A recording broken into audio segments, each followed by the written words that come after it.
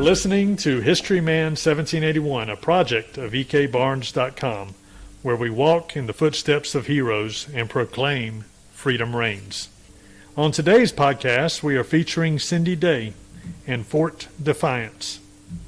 Cindy is the director of the Caldwell Heritage Museum in Lenoir, North Carolina. Welcome, Cindy. Thank you, Eric. Fort Defiance is an interesting part of history and an interesting part of mountain history here in Lenoir. And we're excited about hearing the part it played in our fight for liberty. So tell us about it. Okay, I'd be glad to. So where's the fort? It's out on Highway 268 in Happy Valley in Lenoir, Caldwell County. At one time, there was a stockade on the property, but no one knows exactly where or when that stockade was built, probably sometime between 1760 and 1775. It wasn't a military fort per se, more as a place where people could go as a secure location against the defense of Indians who did live in the area at the time. So what was what delineated the territory between the colonists and the Indians? Where was that boundary? They didn't necessarily have a specific location. Okay. This was like a traveling ground. There was a trail called the Nickajack Trail that they traveled. They did a lot of trading in the area.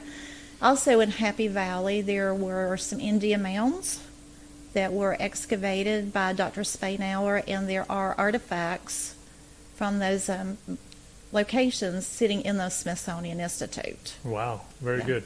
How did Fort Defiance come about? Well, William Lenoir, who was born in Virginia, came here after his father died, and they didn't have money for him to go to school, so he was a self-educated man. He did teach school for a while. He met his wife, and they got married, and so he came this way to settle, got involved in politics. Now, what year was that he came into this area? Okay, he started building his house about 1788, and he referred to it as Fort Defiance, where he had gathered that name as a secure location for people to come in case they needed to get away from refuge for Indians. So that's 1788, so we're talking well past the Revolutionary War is when he actually built the house up there. Yeah. But that was a kind of an open ground area up there where people would come, though, correct? Right. And did it overlook the river or overlook a valley, or what about Fort Defiance and the topography of that area made it stand out? It sits near the river over there. Where the actual fort was, nobody really knows, but his home sits on the property that overlooks the valley. There was a smaller home that he lived in when he moved to that valley area, and so the house that we know as Fort Defiance was started about 1788, so that would be post-American Revolution time. He finished the house in 1792, so it took him about 4 years to build it.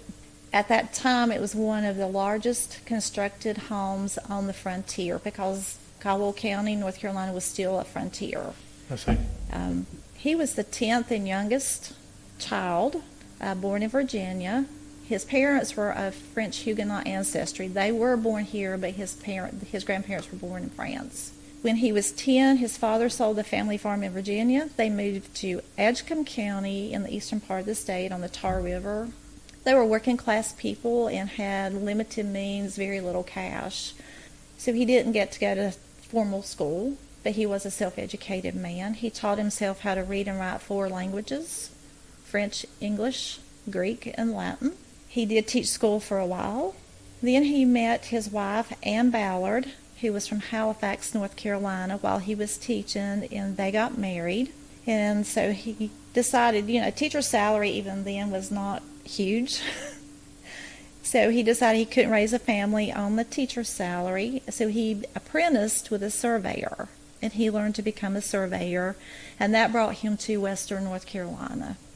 It's interesting that a lot of the Revolutionary War figures who became prominent, especially in the backcountry, were surveyors. We have George Washington was Yes. a surveyor, Yes. correct? And Yes. Lenoir and many of the others that came west, whether it was Western Virginia or Western Carolinas, they were surveyors, and they were called upon in the Revolution because they knew the area. Right.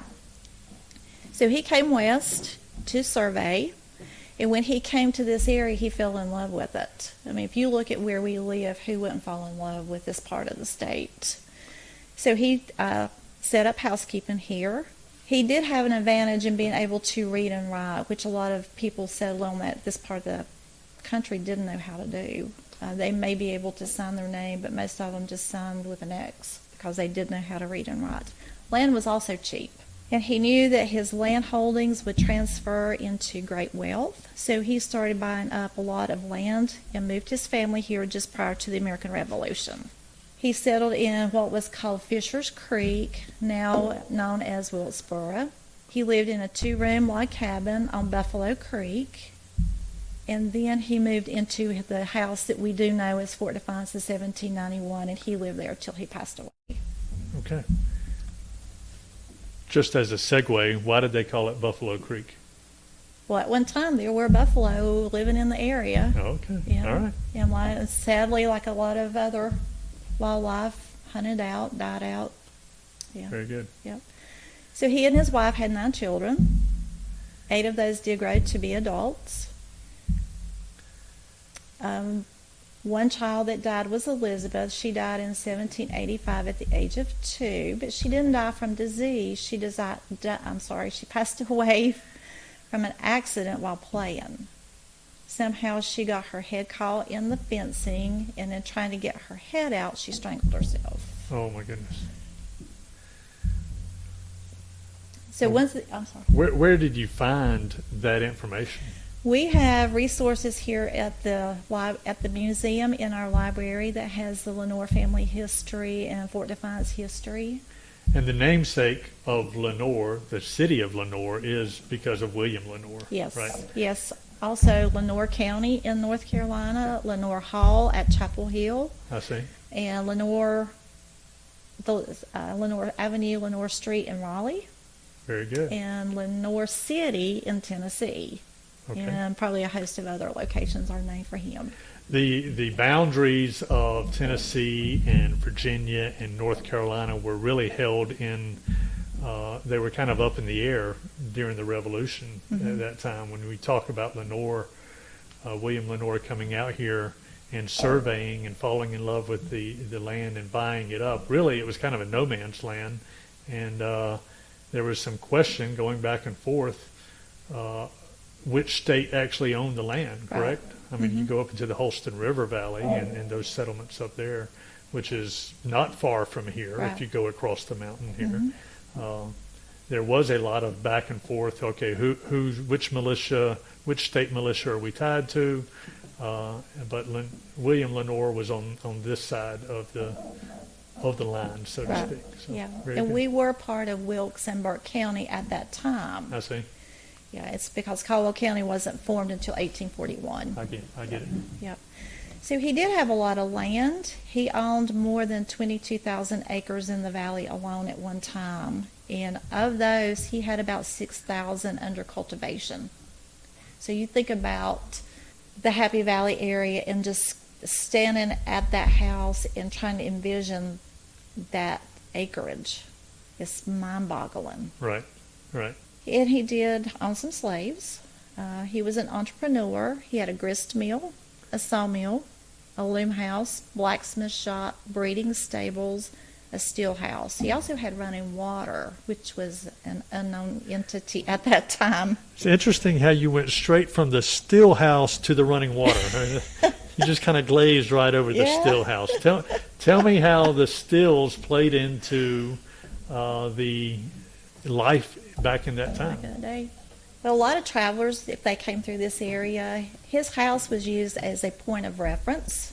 So if someone were traveling this way and they knew that his home was known as Fort Defiance, they had an idea of where to go. So the people were welcome there and partook of whatever meals they shared. They didn't turn people away. I So see. And everybody probably had a still somewhere back in the woods back then. That's what everybody did. Yeah. Yeah. Yeah. With his running water, he brought the water from a spring 900 to 1,000 yards southeast of the house. He brought it in via a trough of hollowed out logs, and 2 of the logs are still on display in the smokehouse there. Okay. And then he was a lot of like Thomas Jefferson. He was also into horticulture. There's some master gardeners working on those gardens out there now. I see. Yeah. So. He planted formal boxwoods. There's a cypress tree, an Asian chestnut, which does still produce chestnuts out there. Okay. Yeah. He also was into design, and he drew up and designed the house itself. And he also designed a small table that's in the upstairs of the master bedroom. So the family lived there till 1961, and then the house was closed down, and when they were looking at restoring it, they discovered that there were more than 300 pieces of original furnishings and artifacts still in the house. So they are still there today and on display. What a find. Yeah. What a great find Yeah. for historical reference there. So imagine just going in that house and just seeing all that. He was also very involved in politics. He served in both houses of the legislature, was Speaker of the House, Clerk of Superior Court, Justice of the Peace, Chair of Court of Common Pleas, and was the first president of the Board of Trustees at UNC Chapel Hill. So he was very involved. I see. And if you think about living where Fort Defiance is now and traveling to Raleigh, that was no easy feat. For our listeners, how far is that? Just by the roadways we have Roadways. From here to Raleigh is a 3-hour drive. now? Okay. Right out All to right. yeah. Very good. So right at 190 miles. So when you think of in terms of riding a horse, and these are mountain miles as opposed to to more of the lowlands, but Right. a horse on a given day, they usually, based on the diaries that I've seen, they'll ride 18 miles, a Right. day, So Yeah, and we didn't have paved roads back That's right. then, so it may be following an old mountain road or a logging trail or whatever to get where he needed to be. Right. And Right. I'm sure along the way he had places that he camped out or lodged with people I'm sure he got to know along the way. Right. He also, in his house, put some unique features, and one of those were closets. Yeah, 18th century homes did not have closets because it was considered wasted space, and you also had to pay taxes on the number of rooms you had in your home. I see. And they did consider closets and hallways to be rooms. So today we just assume every home has at least one closet in every bedroom, and back then you didn't. That's right. Yeah, and he liked to barter instead of paying for things. Didn't keep a lot of cash on hand, so he did a lot of bartering, and that's how he did a lot of things with his home.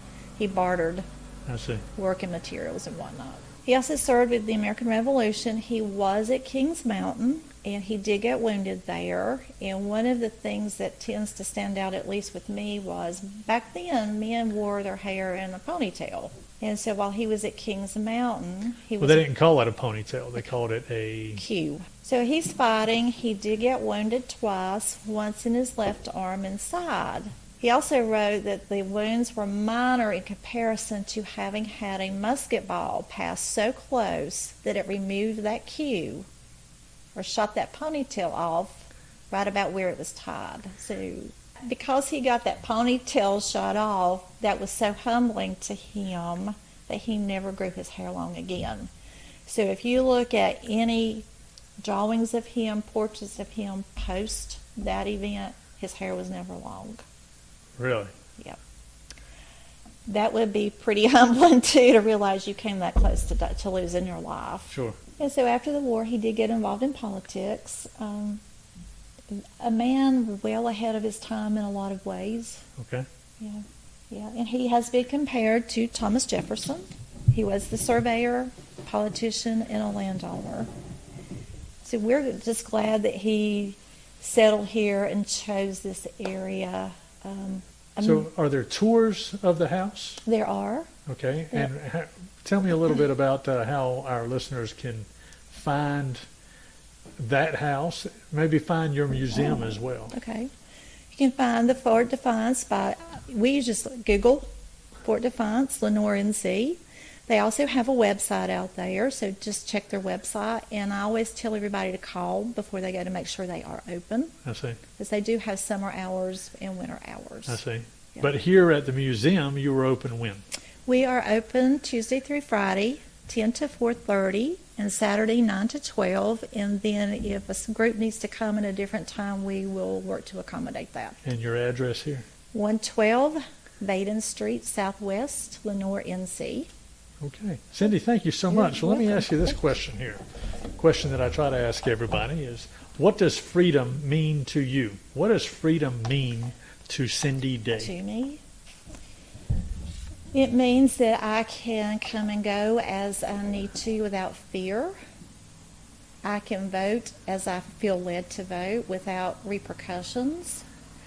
I don't have to worry about my family being harmed, because I know that nobody's going to come and get them and take them away for some crime Okay. that they may or may not have committed, Okay. as in other countries happens. Sure. You speak your mind, you may end up in prison. It's not only that in other countries. If you speak your mind, you may end up in prison and your family may end up Yes. in prison. Yeah. Right. Yeah. So we can voice our opinions without repercussion. Okay. We have the right to bear arms. And I know there's a lot of controversy over that, but we are guaranteed that right. Well, what does that mean to you, though? To me, that means if I wish to own a weapon, I can, and do the protocol and the paperwork and being straight up about it. But if I choose to own a weapon, then I can, because our founding fathers and our patriots fought for us to have that right. Well, thank you so much. You're welcome. Thank you. On behalf of Historyman 1781, a project of ekbarnes.com, we would like to thank you for spending time with us today. And I'm sure the listeners have enjoyed this time as much as I have. So thank you so much, Cindy. You're welcome. Thank you.